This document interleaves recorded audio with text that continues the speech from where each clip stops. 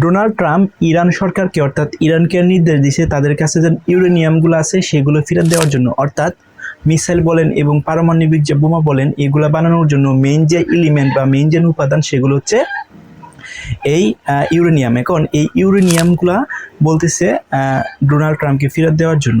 এখন ডোনাল্ড ট্রাম্পকে যে ফেরত দিবে ইউরেনিয়ামগুলো সেটা কিন্তু কোনোভাবে সম্ভব না, কারণ ইরান যে গভর্নমেন্ট আছে, ইরান গভর্নমেন্ট বা সরকার এখন পুরোপুরি ডিসিশন নিছে, অর্থাৎ তাদের দেশে যেরকম মাটি বেশি মূল্যবান তেমনি তাদের যে ইউরেনিয়ামগুলো আছে এই ইউরেনিয়ামগুলো তাদের মাটির মতন মূল্যবান, এবং তাদের জীবন দেওয়া হলেও এই যে ইউরেনিয়ামগুলো জানাচ্ছে এই ইউরেনিয়ামগুলা কখনোই যুক্তরাষ্ট্রকে দিবে না। অর্থাৎ ইরান সরকার একদম অটল সিদ্ধান্ত নিছে যে তাদের হয়তো যে পারমাণবিক যে অ্যাক্টিভিটিস আছে বা পারমাণবিক অস্ত্র বানানোর যে একটা স্থগিত আছে সেটা হয়তো সর্বোচ্চ 1-2 বছর বা সর্বোচ্চ 5 বছরের পর্যন্ত দিতে পারে, বাট তাদের কাছে যে পরিমাণ মিসাইল এখন পর্যন্ত আছে বা ইউরেনিয়ামগুলো যেন আছে এইগুলা তারা কখনোই যুক্তরাষ্ট্রকে হস্তক্ষেপ করবে না, অর্থাৎ যুক্তরাষ্ট্রকে এগুলা দিবে না।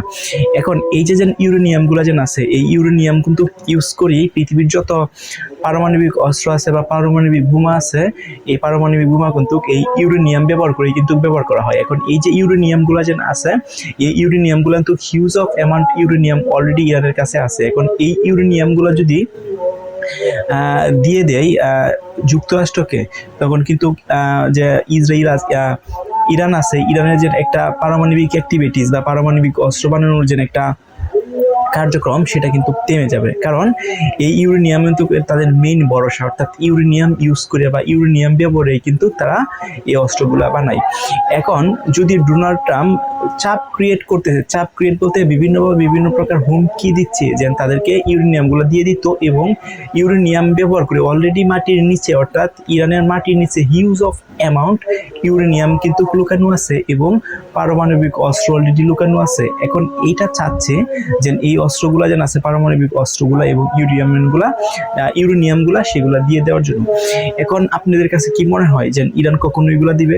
এখন ইরানে কিন্তু সরাসরি রিফিউজ করে দিছে যে দরকার লাগলে যুদ্ধ সারা বছরই থাকবে, যুদ্ধ আরো কন্টিনিউ হবে, বাট আমাদের যে ইউরেনিয়ামগুলা যেন আছে এই ইউরেনিয়ামগুলা কখনোই কোনোভাবে দিব না, কারণ এই ইউরেনিয়ামগুলো আমাদের কষ্টের অর্জিত ইউরেনিয়াম, এবং এই ইউরেনিয়ামকে মেনটেন্যান্স করতে বা এই ইউরেনিয়ামকে যে প্রসেস আছে প্রসেসিং করতে তাদের দেশের যে বিজ্ঞানী আছে তাদের বিজ্ঞানীর কিন্তু অক্লান্ত পরিশ্রমের মাধ্যমে কিন্তু এগুলোকে প্রস্তুত করা হয়েছে বিভিন্ন প্রকার কাজে ব্যবহার করার জন্য। সেটা হতে পারে বিদ্যুৎ উৎপাদন, সেটা হতে পারে চিকিৎসা ক্ষেত্রে, সেটা হতে পারে বিভিন্ন প্রকার যে বোমা আছে বা পারমাণবিক বোমা আছে সেগুলা ব্যবহার ক্ষেত্রে।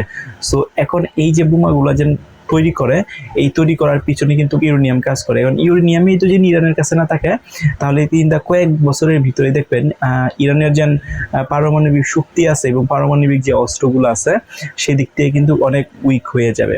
সো ইরান কিন্তু এটা কখনোই রাজি হবে না যে তাদের ইউরেনিয়ামগুলো দিয়ে দিতে।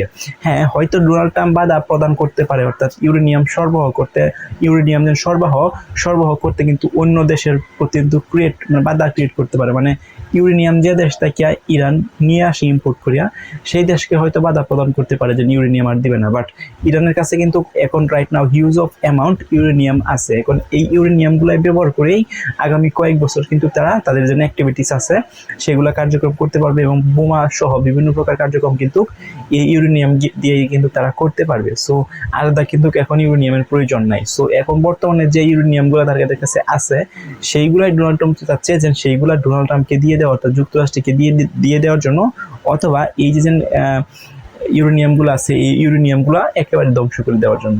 সো এটা কিন্তু কখনোই ইরানে কিন্তু কখনোই রাজি হবে না। আপনাদের মতামত কি কমেন্ট করে জানান।